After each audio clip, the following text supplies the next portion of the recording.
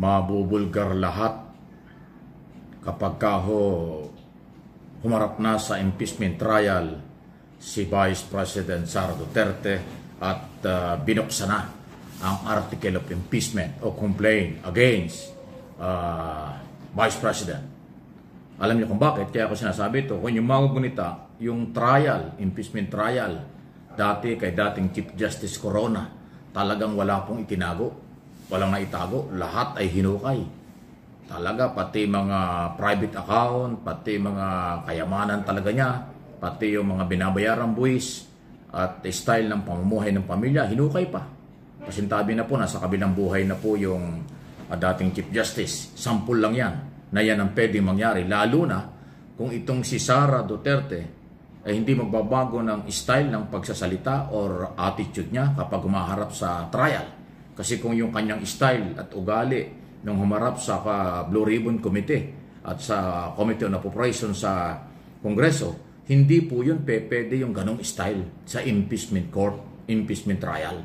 Kasi hindi papayag ang mga senador na ganon ang attitude at ganon ang style. Hindi pwede niyang ibaliwala at questionin ang rules ng impeachment court. Kasi dun sa Kongreso, kino-question niya yung rules. Marami siyang binabato sa congressman. In aid of legislation yun. Ito, impeachment trial, hindi pwedeng gawin ni Sara ang kanyang style doon sa katulad ng kanyang ginawa. Kaya nga nagalit ang mga congressman sa kanya dahil kawalan ng respeto sa mga congressman-elect, congressman na merong mandate mula sa mga iba-ibang distrito at party list sa buong bansa. Ayun po yun. Dahil dyan, kaya ako binabanggit na hindi pwede yun at maaaring umabot doon, magkapikunan kasi mga bank account ng mga Duterte, lalo na si Sara Duterte, ay tiyak po na yan ay bubusisiin. At ang isa sa mga magiging witness dyan ay si dating Senador Trillanes. Pag nagkaroon ng pagkakataon na ipatawag sa impeachment court yan, ilalatag niya ang mga dokumento. Na noon pa, ilang taon na, sinasabi ni Trillanes na meron siyang dokumento, na meron mga joint account ang mag-amang Duterte. At yun ay pwedeng ipatawag kasi related doon sa issue ng korupsyon. Doon sa article of impeachment, merong korupsyon na issue. At yung perang confidential at intelligence fund na hindi malinaw kung saan napunta, kaya pasok yung paghukay, pagsilip doon sa mga bank account. Kahit malipat pa yan, kahit ngayon ilipat pa yan, matitres pa rin yan kasi may record kung kailan winidraw, kailan dineposito, kasi may record ang bangko. Pati yung bangko, ipapatawag yan ng impeachment court, hindi makakatanggi yan. Kaya doon pa lang ho sa mga bank account, pag yan ang sinilip, sigurado makakapikunan. Sigurado hindi papayag ang mga Duterte. Pero wala siyang magagawa kung merong ganyan desisyon ang impeachment court. Kasi ang trial, ang impeachment court ang masusunod, hindi ang defense counsel. Pag yan ay motion or ipinost ng prosecutor, walang magagawa ang defense counsel dyan. Kasi related sa graft in corruption umano ang mga bank record kung talagang merong mga kaduda-duda na mga transaksyon. Maliban dun sa corruption, meron pang issue dyan na di umano'y ill-gotten wealth o illegal na kayamanan. At ito na nga yung tinutukoy dyan. So, naku, kaabang-abang talaga. Any comment, reaction? Sige lang po. Please like and share pa rin ng video natin. At dahil dyan, balita ko may mga banta na rally ang mga DDS o mga taga-suporta nila. Hindi po yan ang tugon. Ang impeachment ay nasa tamang proseso. Hindi tugon dyan ang rally. Ang rally ay hindi makakatulong sa halip makagulo lang yan. Pero ganun pa man, karapatan nila yan, pero nasa sa dapat tamang lugar. Hindi mo po pwersa sa rally ang impeachment. Kung ano ang ebidensya at ano ang dapat itrial, gagawin yan. Hindi papayag ang Senado na sila'y maistorbo ng mga rally kung meron man. Kasi may mga banta na gusto raw mag-rally ang mga taga-suporta. Hanggang ganun lang yon. Actually, mahigit ng 2 taon sila nag-rally. Hindi naman sila makakuha ng maraming tao. Ngayon pa kaya, malinaw na inimpeach na sa Kongreso si Sara Duterte at may mga ebidensyang patutunayan, kaya nga magta-trial. So, hindi talaga makukuha yan sa rally. Yung kanilang pag-iingay nung araw, hindi nakatulong sa kanila dahil ang mga congressman, hindi naman nila nakumbinsi. Sa halip, sobra-sobra ang pumirma. 240 na, madadagdagan pa raw. yung nag-impeach kay Sara. So, ganong katindi. Gaano kalawak yun. Yung 200 congressman, 240 congressman, distrito at party list, ay halos 3/4 na ng buong bansa na mga congressman ay ayaw na kay Sara Duterte. Kaya kahit kayo mag-rally kung saan man lugar, baliwala yan. Pero kung kayo manggugulo para guluhin ang trial, hindi naman papayag ang mga otoridad. Pero yung inyong mga rally, karapatan nyo yan. Kung gusto nyo gawin, bahala kayo. Hindi ba? Pero sinasabi ko rito, wa-epek yan. Okay? Sunod na ating pag-usapan ay itong, ang akin hong analysis at opinion. Lalong lalabas ang maraming hindi pa natin natutuklasan. Lalabas ang marami pang mga hindi natin alam kung ano talaga ang pinaggagawa at ano ang nangyari sa Department of Education noong panahon na Secretary si Sara Duterte at sa Office of the Vice President. Kasi lahat yan ay malalaman. Okay? Dahil yung mismong taga-Office of the Vice President ay iimbitahan yan bilang mga witness. Yung mga dating Undersecretary, Assistant Secretary at mga natanggal sa Department of Education, iimbitahan yon bilang mga witness. Yung tumanggap ng 50,000 sa loob ng 9 months. Undersecretary Mercado ang isa doon at iba pa. Okay? Yun mismong mga nag-ingkas ng cash ng cheque, yung mismong pinagdaanan ng 612 million pesos mula sa DepEd at Department at Office of the Vice President, lahat yun ipapatawag. Kaya kung mabubulgar pa, saan nga ba nagpunta yung pera after ma-withdraw?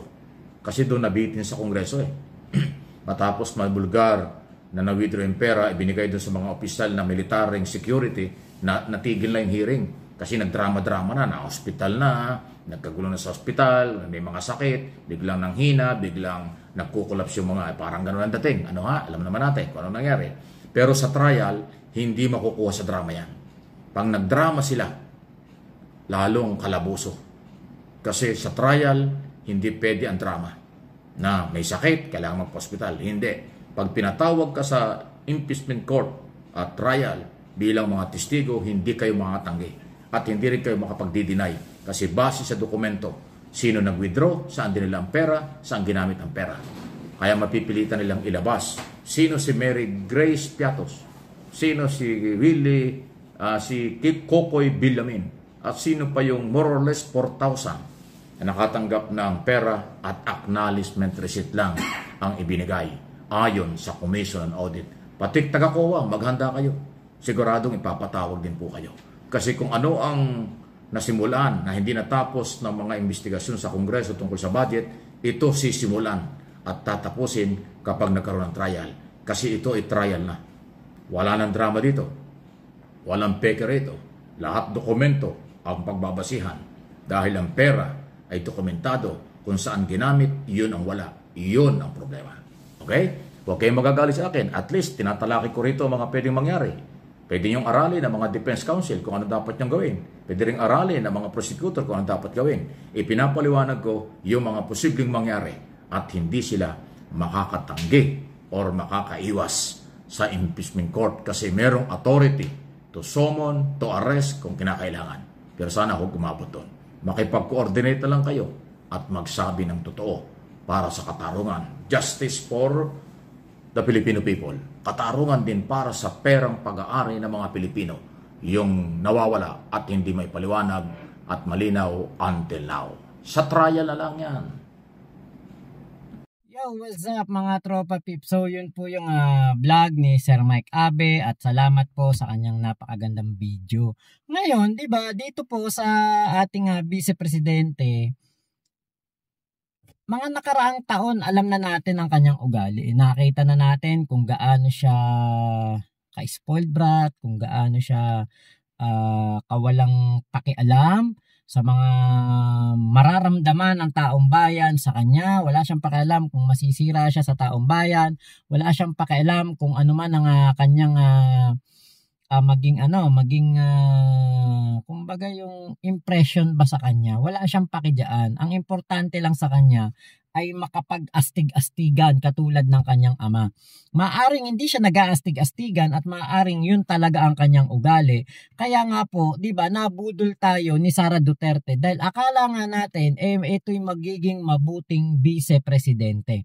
Kasi nung panahon ng kampanyahan, updated ako dito kay Sara Duterte kasi ito ang aking pambato noon sa pagka-vice-presidente. Sinuportahan ko. Kaya akala ko magiging mabuti siyang vice-presidente dahil ang nanalong presidente ay kanyang kaalyado. Yun pala, di ba sasagpangin niya ito? Pagkatapos na hindi mapagbigyan sa ilang mga pangako o kasunduan nila ni PBBM, nag-iba na etong si Sara Duterte. Kasi kung meron mang kagustuhan si Sara Duterte na makakasama sa ating bansa, dapat lang yan na hindi ibigay ng ating Pangulong Bongbong Marcos. Diba? Ngayon, nung una okay naman. Nung una nagkakaroon ng alingas-ngas tapos biglang mawawala dahil makikita natin okay naman sila ni House Speaker Martin Romualdez, 'di ba? Nakikita natin na okay sila, sweet sila. Tapos biglang magkakaroon ulit ng alingas-ngas tapos biglang mawawala na naman. Pero nung tumagal, nagsalita na ng hindi maganda si Sara Duterte kasama si Amy Marcos at ito nga yung tinatawag na tambaluslos video na kung saan nagsalita ng tambaluslos etong si Sara Duterte pero hindi niya alam magbabackfire ito sa kanya dahil siya ang tunay na tambaluslos, tambalustay pa. Kasi nga, 'di ba? Bunganga ka ng bunganga, salita ka ng salita na merong mga hindi magandang nangyayari sa ating gobyerno sa pamamahala ng ating Pangulong Bongbong Marcos, pero malalaman-laman natin, ikaw pala ang lumulustay ng walang kapararakan. Kung ano-ano ang sinisilip nila ng mga paninira, di ba? Hindi lang siya nabigyan ng confidential funds. Noong 2023, 2024 yata, hindi siya nabigyan. Doon na siya nagmarakulyo. At di ba nga, sabi nga niya, yun daw hindi sumasang-ayon sa intelligence confidential funds. Yan daw ay mga taong ayaw ng kapayapaan o kalaban ng ating bansa. Ano ba yung OBP? Ano ba yung DepEd? Kailangan ba talaga ng intelligence funds niyan? Bakit ang dating mga namumuno wala namang intelligence fund, confidential funds? Bakit si Senador Angara na naging DepEd Secretary wala namang confidential funds? Diba? Kaya alam niyo po, talagang itong si Sara Duterte, umiiwas pusoy na lang. Pero sigurado ko, ito ngayon ay nanginginig na sa pangamba na baka nga naman siya ma-impeach tapos hindi na siya makakandidato sa 2028 as president ng ating bansa. Yan ang pwedeng mangyari sa kanya. Sa hindi niya, kumbaga yung pinabayaan niya yung issue ng kanyang budget. Diba? So abangan natin kung ano ang magiging tagpo sa issue na ito.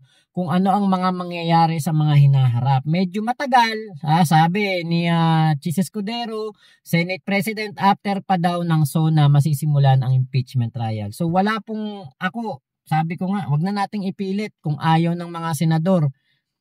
Diba? Kung ayaw nilang trabahuhin ito, ngayon dahil naka-recess sila, naka-break sila, di siguraduhin lang nila na pagbalik nila, asikasuhin nila to para hindi sila masira sa taong bayan. Kasi aasa ang mga Pilipino na sumusuportang ma-impeach si Sara Duterte para malaman ang katotohanan. So kapag hindi yan inaksyonan agad-agad, pag nagbukas na ulit ng sesyon ang Senado, alam na natin kung sino ang mga aayawan na ng taong bayan. So yun lamang po, maraming salamat kay Sir Mike Abe sa napakagandang video. Ingat po kayo. Nasan mang panig kayo ng mundo, Momo Chup Chup. Love you. God bless us all Pilipinas. God first. Paka-like, share, and subscribe po ang mga video ni Sir Mike Abe. Mike Abe Opinions at MA Pinoy TV. Salamat po.